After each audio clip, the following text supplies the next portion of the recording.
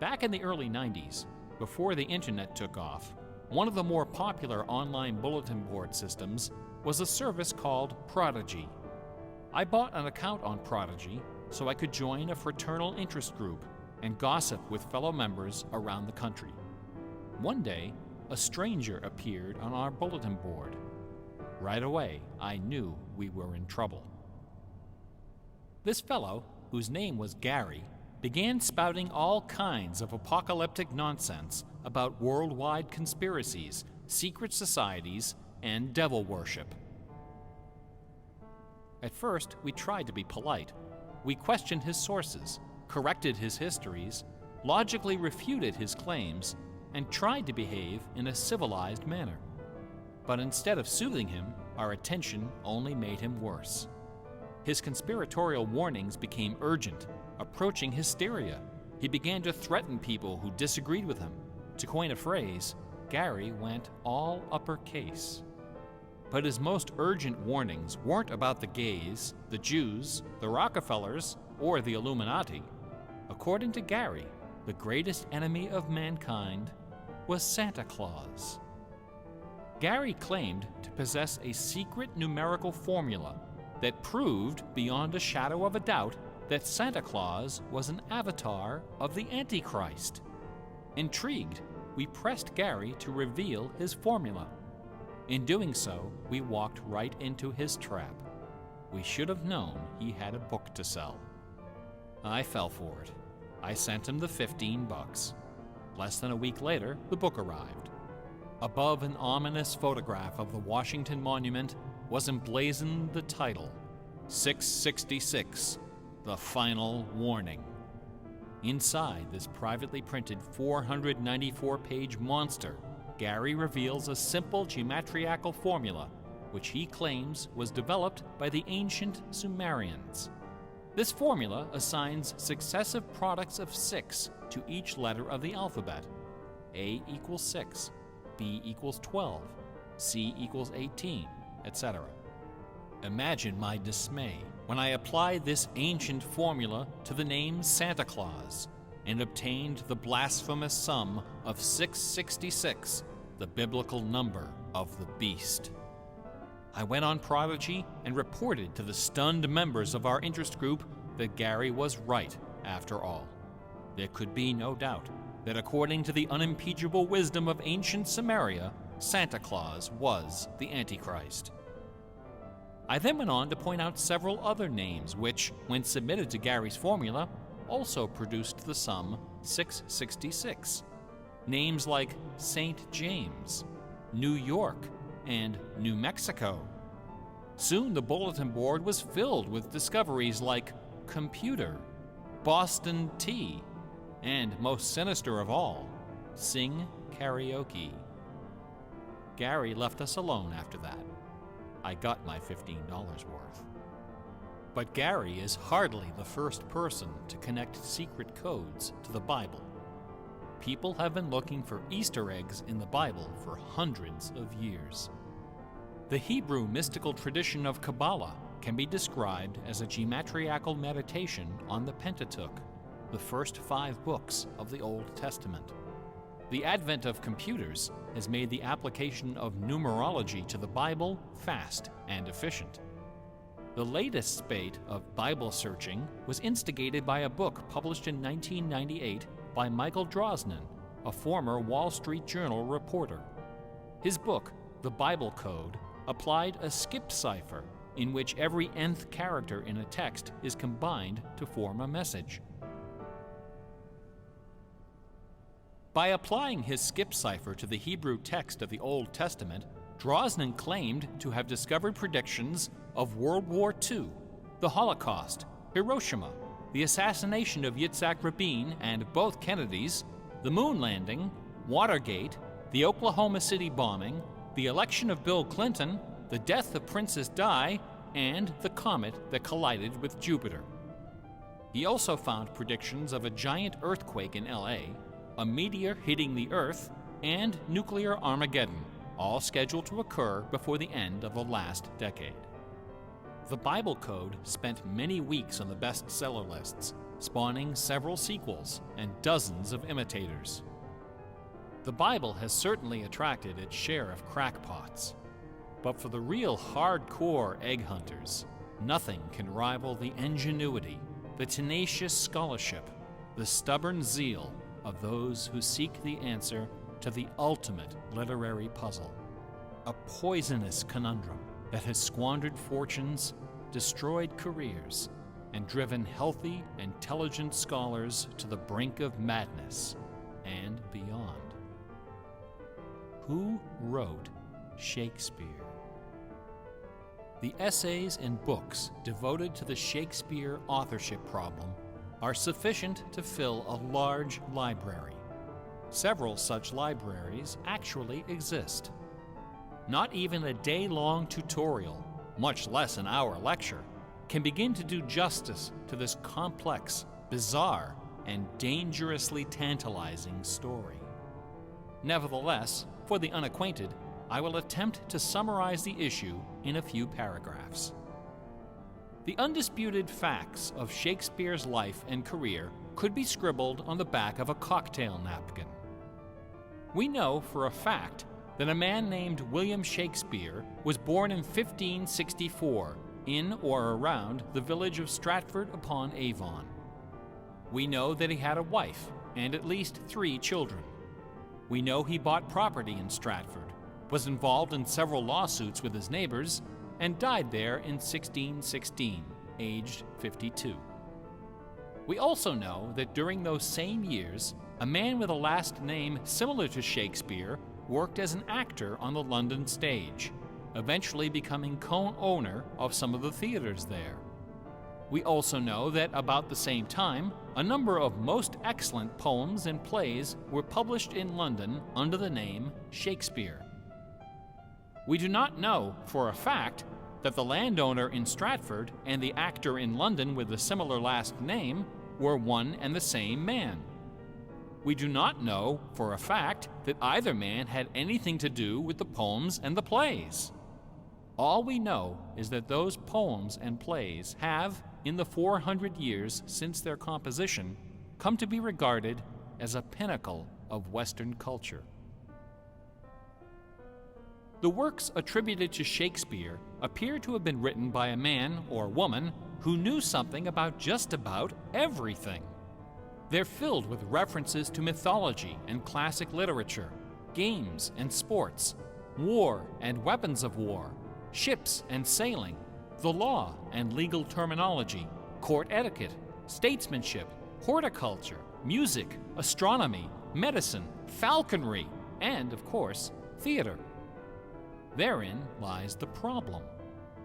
How could a farmer's son of uncertain schooling, from a mostly illiterate country village, a man of practically no account at all, wield such encyclopedic learning, with so much eloquence and wit, so much wisdom and human understanding?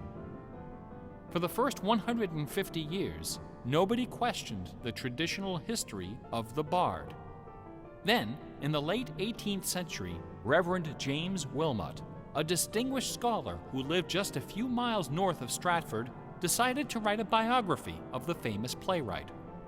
Dr. Wilmot believed that a man as well educated as Shakespeare must have owned a fairly extensive library, despite the fact that not a single book or manuscript is mentioned in his will.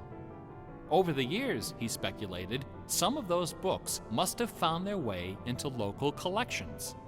And so, the good Reverend Doctor scoured the British countryside, taking inventory of literally every bookshelf within 50 miles of Stratford.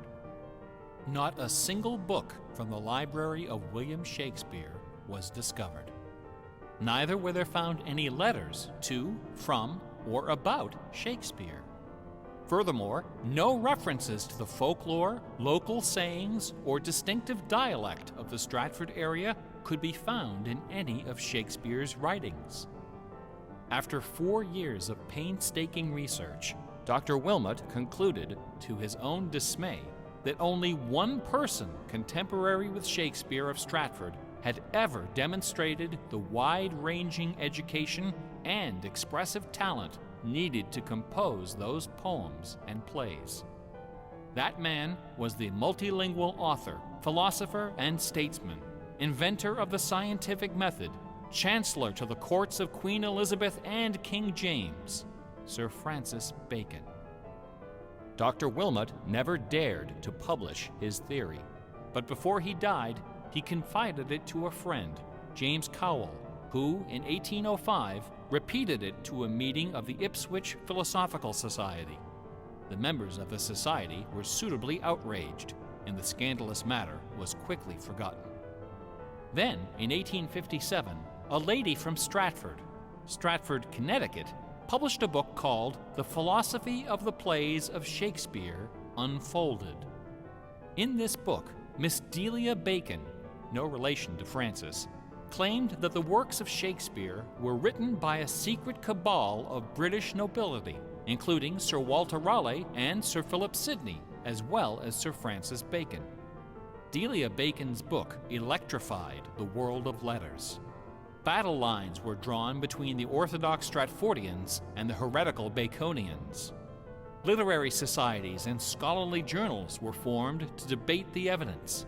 Hundreds of pamphlets, newspaper articles, and essays were published defending each side and ridiculing the opposition with that self-aggrandizing viciousness peculiar to tenured academics. Armed with her explosive book, Delia Bacon journeyed to Stratford-upon-Avon and, unbelievably, obtained official permission to open Shakespeare's grave. However, when the moment came to actually lift the stone, Delia's self-doubt precipitated a catastrophic nervous breakdown. She later died penniless in a madhouse. Around 1888, things began to get a bit out of hand. U.S. Congressman Ignatius Donnelly of Minnesota became interested in the Shakespeare controversy. One day, browsing through his facsimile copy of the First Folio of 1623, he noted that the word bacon appeared on page 53 of the Histories and also on page 53 of the Comedies. He also noted that Sir Francis Bacon had written extensively on the subject of cryptography. Donnelly began counting line and page numbers, adding and subtracting letters, drawing lines over sentences, circling words, and crossing them out. The result was a complex and virtually incomprehensible algorithm, which he claimed was invented by Bacon to hide secret messages inside the First Folio. The greatest Easter egg hunt in the history of Western civilization had begun. Here are just a couple of the sillier highlights. A doctor named Orville Owen of Detroit constructed a bizarre research tool he called the Wheel of Fortune. This wheel consisted of two giant wooden spools wrapped with a strip of canvas 2 feet wide and 1,000 feet long. Onto this canvas, he glued the separate pages of the complete works of Bacon, Shakespeare, Marlowe, Greene, Peele, and Spenser, together with Burton's Anatomy of Melancholy. By cranking the spools back and forth, Dr. Owen could quickly zip across the pages in search of clues and cross-references. Employing a large team of secretaries and stenographers, Owen claimed to have uncovered a complete alternative history of Elizabethan England, as well as several entirely new Shakespeare plays and sonnets. Listen to this hidden verse, supposedly penned by the mighty bard himself, which inspired Dr. Owen to build his Wheel of Fortune. Take your knife and cut all our books asunder, and set the leaves on a great firm wheel, which rolls and rolls, and turning the fickle rolling wheel, throw your eyes upon Fortune, that goddess blind, that stands upon a spherical stone, that turning and inconstant rolls in restless variation. After publishing 5 thick volumes of this rubbish, Owen announced the discovery of an anagram, indicating that Bacon's original manuscripts were buried near Chepstow Castle on the River Wye.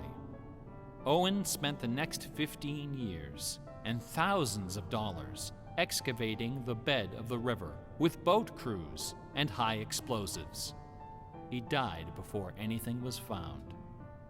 A fellow named Arnsberg wrote an entire book based on the analysis of the significance of a suspicious crack in the tomb of Bacon's mother. A Ray of Sanity finally appeared in 1957. To those familiar with the science of cryptology, the name William Friedman needs little introduction. During World War II, Colonel Friedman was the head of the U.S. Army's Cryptoanalytic Bureau. He is credited with cracking the Japanese Empire's most sensitive cipher. After the war, the colonel decided to apply his expertise to the study of the Shakespeare ciphers. He interviewed several of the experts in the field and prepared a detailed scientific analysis, which he published under the title The Shakespeare Ciphers Examined. His conclusion? In a word, bunk. According to the standards of cryptologic science, not one of the hidden messages purportedly discovered in Shakespeare's works was plausible. The rules used to extract these messages from the texts were non-rigorous, wildly subjective, and unrepeatable by anyone except the original decipherer. The people involved were not being dishonest. They were channeling their preconceptions. They were trapped in a labyrinth of delusion, mining order from chaos. Anglers in a lake of darkness. Lear, Act 3, Scene 6. You would think that Friedman's cold and ruthless exposure would be enough to silence the heretics once and for all. Not a chance. The books and TV specials and websites and conferences and doctoral dissertations keep right on coming. I should point out that the Shakespeare authorship issue is not only the preoccupation of cranks and weirdos. A substantial number of respected authors and Shakespeareans have expressed serious doubts about the traditional origin of the plays. The list includes Nathaniel Hawthorne, Ralph Waldo Emerson, Walt Whitman, Henry James, Sam Clemens, Sigmund Freud, Orson Welles, and Sir John Gielgud. Living skeptics include the artistic director of the New Globe Theatre, Mark Rylance, Michael York, Derek Jacobi, Kenneth Branagh, and even that most revered and scholarly of contemporary Shakespearean actors, Keanu Reeves. The current leading candidate for the authorship is Edward de Vere, the 17th Earl of Oxford, a theory first proposed in 1920 by an English schoolmaster with the unfortunate name J. Thomas Looney. What is it about Bach, the Bible, and the works of Shakespeare that inspires this intense scrutiny? Nobody's looking for acrostics in Chaucer or Keats. There are no hit CDs of the secret chorales of Wagner or Beethoven.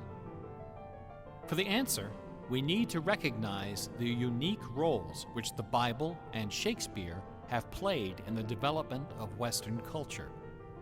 No other single work of literature has influenced modern English more than the translation of the Holy Bible published in 1611 under the auspices of King James I. The King James Bible exemplifies the meaning of the word classic. It has been called the noblest monument of English prose, the very greatest achievement of the English language. It has served as an inspiration for generations of poets, dramatists, musicians, politicians, and orators. Countless people have learned to read by repeating the phrases in this, the only book their family possessed. Our constitutions and our laws have been profoundly shaped by its cadences and imagery. But even the glory of the King James Bible, compiled by a committee of 46 editors over the course of a decade, pales before the dazzling legacy of the Swan of Avon. The lowest estimate of Shakespeare's working vocabulary is 15,000 words, more than 3 times that of the King James Bible, and twice the size of his nearest competitor, John Milton. His poems and plays were written without the aid of a dictionary or a thesaurus. They didn't exist yet. It was all in his head. When Shakespeare had a thought for which Elizabethan English had no word, he invented one.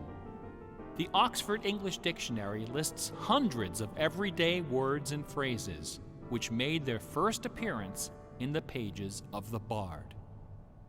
Addiction, alligator, assassination, bedroom, critic, dawn, design, dialogue, employer, film, glow, gloomy, gossip, hint, hurry, investment, lonely, luggage, manager, switch, torture, transcendence, wormhole, zany. Hamlet alone contains nearly 40 of these neologisms. Who today would have this audacity, this giddy exuberance of invention?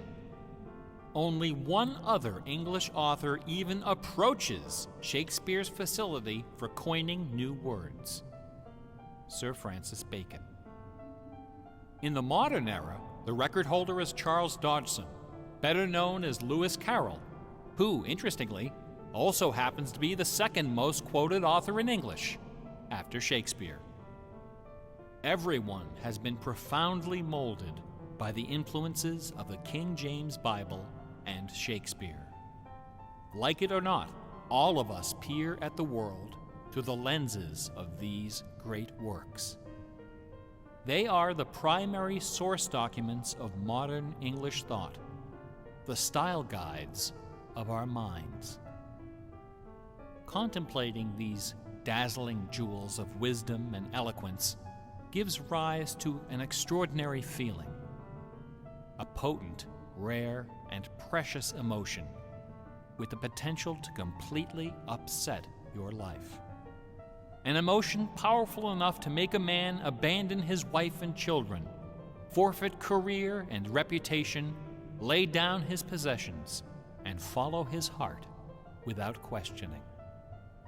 That sweet, sweet fusion of wonder and fear, irresistible attraction, and soul-numbing dread known as awe. Awe is the grail of artistic achievement. No other human emotion possesses such raw, transformative power, and none is more difficult to evoke. Few and far between are the works of man that qualify as truly awesome. It is awe that convinces a rabbi to spend a lifetime decoding Yahweh from the Pentateuch. Awe that sends millions of visitors each year to the pyramids of Giza, Guadalupe, and Mecca. It was awe that drove poor Delia Bacon to her doom. Now, please don't come away from this lecture thinking that the key to awesome game design is the installation of Easter eggs. Ordinary games with their contrived Easter eggs and cheat codes are like the Battery of the Month Club. You have to trudge down to the back of the store to get what you really came for. If superpower is what people really want, why not just give it to them? Is our imagination so impoverished that we have to resort to marketing gimmicks to keep players interested in our games? Awesome things don't hold anything back. Awesome things are rich and generous. The treasure is right there. One afternoon, I was sitting alone behind the counter at that old Radio Shack store. My boss had stepped out for some reason. An elderly woman walked through the front door. Like most of our customers, she was shabbily dressed, probably on a fixed income. I assumed she was there for her free battery. But instead, she placed a portable radio on the counter. This little radio came from the days when they boasted about the number of transistors inside on the case. It was completely wrapped in dirty white medical tape. The woman looked at me and asked, "Can you fix this?" Slowly, I unwrapped the medical tape, peeling away the layers until the back cover of the radio fell off, accompanied by a cloud of red dust. The interior of the radio was half eaten away by battery leakage and corrosion. I looked at the radio. I looked at the old woman. I looked back at the radio. I reached behind me, where the expensive alkaline batteries were hanging like prescription medication, and removed a gleaming 9-volt cell from its gold blister pack. Then I pulled a brand new transistor radio from a box, installed the alkaline, and helped the lady find her favorite station. No money changed hands. She left the store without saying a word. Awesome things are kind of like that.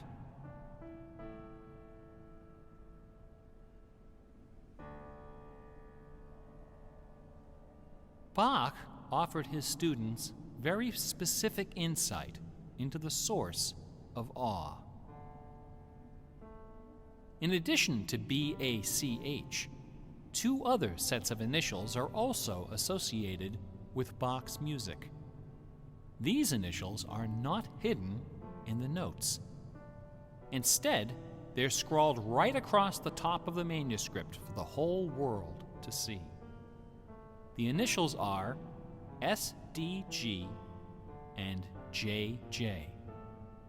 S-D-G stands for the Latin phrase Sole Deo Gloria, to the glory of God alone. J-J stands for Jesu Juva, help me, Jesus. Bach wrote all of his great masterpieces sub specie aeternitatis, under the aspect of eternity. He did not compose only to please his sponsors or to win the approval of an audience. His work was his worship. Bach once wrote, "Music should have no other end and aim than the glory of God and the recreation of the soul. Where this is not kept in mind, there is no true music, but only an infernal clamor and ranting." The name of the power that moves you is not important. What is important is that you are moved. Awe is the foundation of religion. No other motivation can free you from the limits of personal achievement. Nothing else can teach you the art of flight. Computer games are barely 40 years old. Only a few words in our basic vocabulary have been established. A whole dictionary is waiting to be coined. The slate is clean. Someday soon, perhaps even in our lifetime, a game design will appear that will flash across our culture like lightning. It will be easy to recognize. It will be generous, giddy with exuberant inventiveness. Scholars will pick it apart for decades, perhaps centuries. It will be something wonderful, something terrifying, something awful. A few years ago, I was invited to speak at a conference in London. My wife joined me, and we took a day off for some sightseeing. We decided to visit England's second biggest tourist attraction, Stratford-upon-Avon. It was cold and rainy when our train arrived. Luckily, most of the attractions are just a short walk from the station. We visited Shakespeare's birthplace, a charming old house along the main street, which attracts millions of pilgrims every year, despite the complete lack of any evidence that Shakespeare was born there or even lived anywhere near it. We went past the school where Shakespeare learned to read and write, although no documents exist to prove his attendance. We visited Anne Hathaway's cottage, the rustic country farm where his wife spent her childhood, although no record shows anyone by that name ever having lived there. Finally, we came to the one location undeniably associated with Shakespeare, Trinity Parish Church, on the banks of the River Avon, where a man by that name is buried. This beautiful church is approached by a long walkway between rows of ancient gravestones, shaded by tall trees. The entrance door is surprisingly tiny. No cameras are allowed inside. The interior is dark and quiet. Despite the presence of busloads of tourists, the atmosphere is hushed and respectful.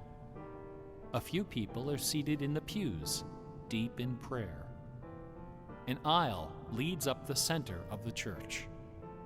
The left side of the altar is brightly illuminated. On the wall above is a famous bust of the bard, quill in hand, gazing serenely at the crowd of pilgrims. On the floor beneath, surrounded by bouquets of flowers, at the very spot where Delia Bacon lost her mind, the gravestone of William Shakespeare bears this dire warning. Good friend, for Jesus' sake, forbear to dig the dust enclosed here. Blessed be the man who spares these stones, and cursed be he that moves my bones. Every year, 3 million pilgrims arrive from every nation on earth to approach this stone and consider the likeness of a man whose body of work can only be described as awesome. By contrast, the right side of the altar is dark and featureless. Nobody of any consequence is buried there. The only point of interest is a wooden case of simple design, carved of dark oak. Inside the case, sealed beneath a thick sheet of glass, lies a large open book. A plaque on the case identifies this book as a first edition of the King James Bible, published in 1611 when Shakespeare was 46. Not many pilgrims visit this side of the altar. Most of those that do simply glance at the book, read the plaque, and move along. A few, more observant, note that the Bible happens to be opened to a page in the Old Testament, the book of Psalms, chapter 46. No explanation is given for this particular choice of pages. For the initiated, none is necessary. If you are of inquisitive bent, if you are intrigued by English history and literature, if you value your peace of mind, cover your ears now. In the year 1900, a scholar noticed something about the King James translation of Psalm 46. Something terrifying, something wonderful. The 46th word from the beginning of Psalm 46 is shake. The 46th word from the end is spear. There are only 2 possibilities here. Either this is the finest coincidence ever recorded in the history of world literature, or it is not. The earth revolves around only one sun. and has only one moon. The moon happens to be 400 times smaller than the sun. The sun happens to be 400 times farther away.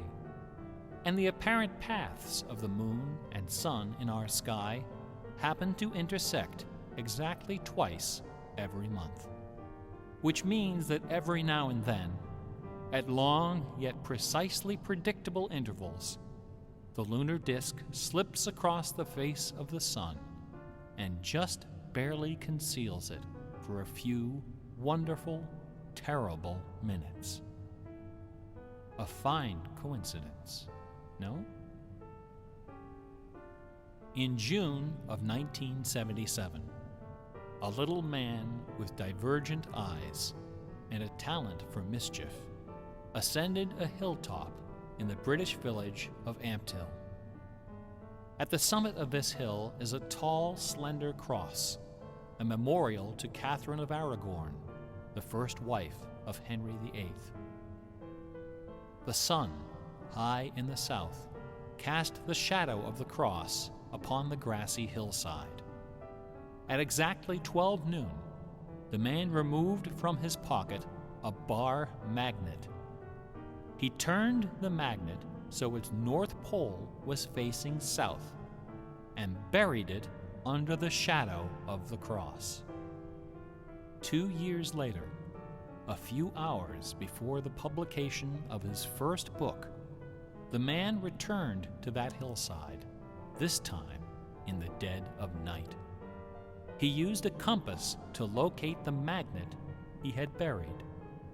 In that same place, he dug a hole in the ground and placed inside a ceramic container inscribed with the following words: "I am the keeper of the jewel of masquerade, which lies waiting safe inside me for you or eternity."